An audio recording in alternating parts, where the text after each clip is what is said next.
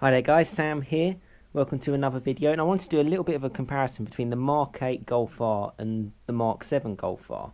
I've had a lot of comments and questions on my channel, and I've done a lot of videos in the past on this. So yeah, I'll get straight into the video really.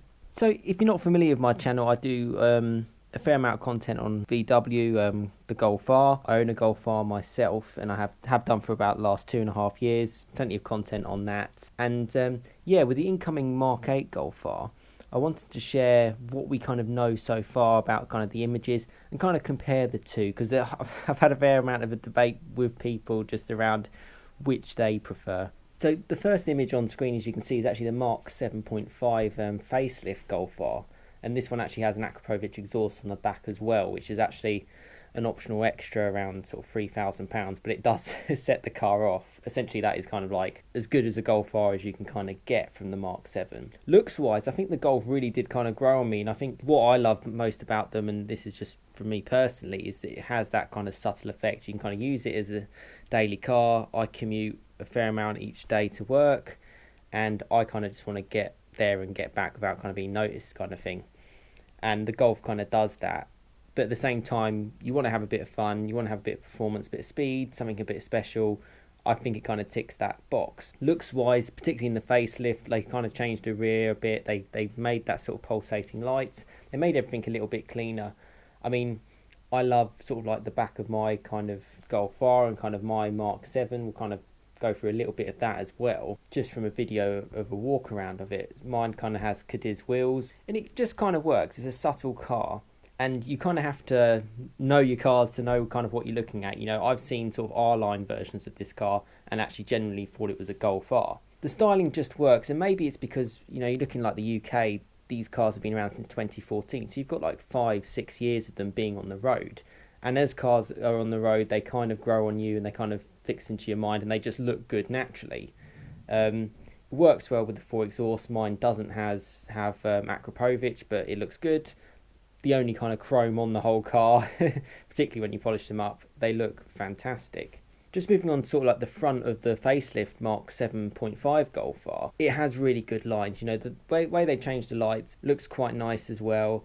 And I suppose we've got to give the Mark 8 some sort of leeway because this is kind of like a facelift car, but it all works well. Some people will say if there's ever a downside of this car, the way it looks, is that it's not sort of stylish enough, this version of the Golf R, and it's probably too subtle. But for me, that's why I like it. That's kind of running the 19-inch wheels as well, and even with like tinted windows and bits, you know, you wouldn't really think too much of it if you didn't know too much about cars. They also cleaned up the front grille as well on the 7.5, so you don't get to see sort of the radar sensor control.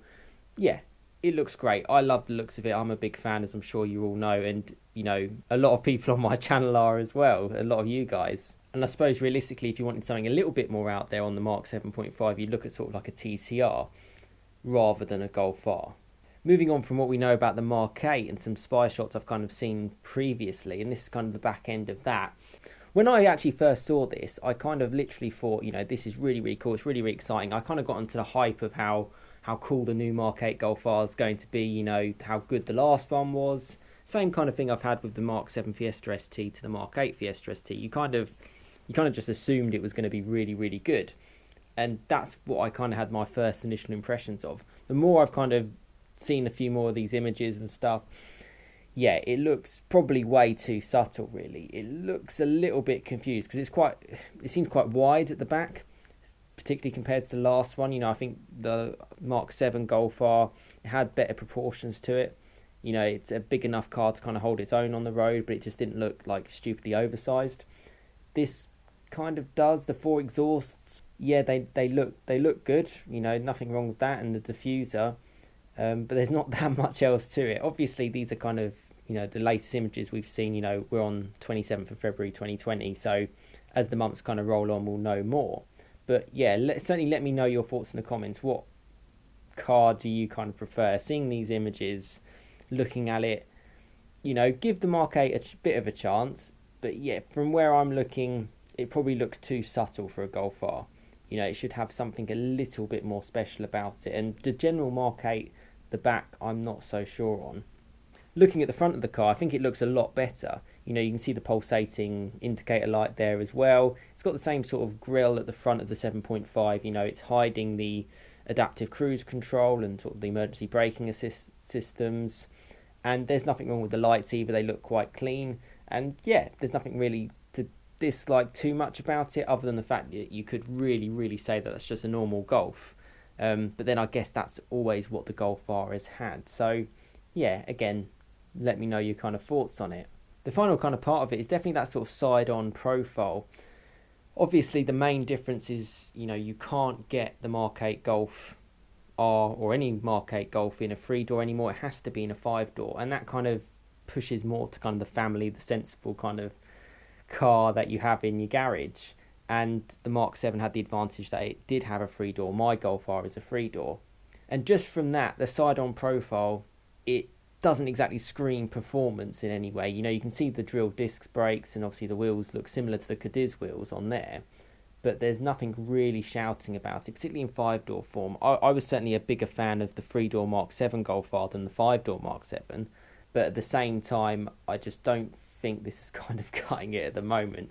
It's certainly like, it's very German, it's very kind of clinical. They've obviously done a lot of work to make things more efficient, and there's so many, you know, government legislations and requirements in the EU and all across the world that you kind of have to meet, and safety measures as well, that it is quite hard to get that kind of compromise. But certainly from a looks wise, I'm not so sure. And actually seeing recent latest images of the Mk8 Golf GTI, and as we know, generally Golfs all look the same, it's going to look very similar to that. And yeah, it's just interesting to kind of compare the two really back to back. But yeah, let me know your thoughts in the comments. Which one do you prefer at this stage? You know, do you think the Mk8 will kind of grow on you? What would you rather see from a styling side of things of the car? And obviously stay tuned for more content. I'll keep kind of tracking this and keep sharing you content on my Golf R, and obviously future updates on the latest Mk8 Golf R. But yeah, as always, thanks so much for the support and the subscriptions and the likes. It means a big amount. You know, I'm just a small YouTuber. It does really help to promote the channel when you sort of like a video or share content that I produce if you enjoy it. And there's obviously plenty of videos in the back catalogue that I'm sure you would enjoy. But you know, thanks very much for watching, and yeah, please let me know your thoughts in the comments, and I will see you again next time. Cheers guys.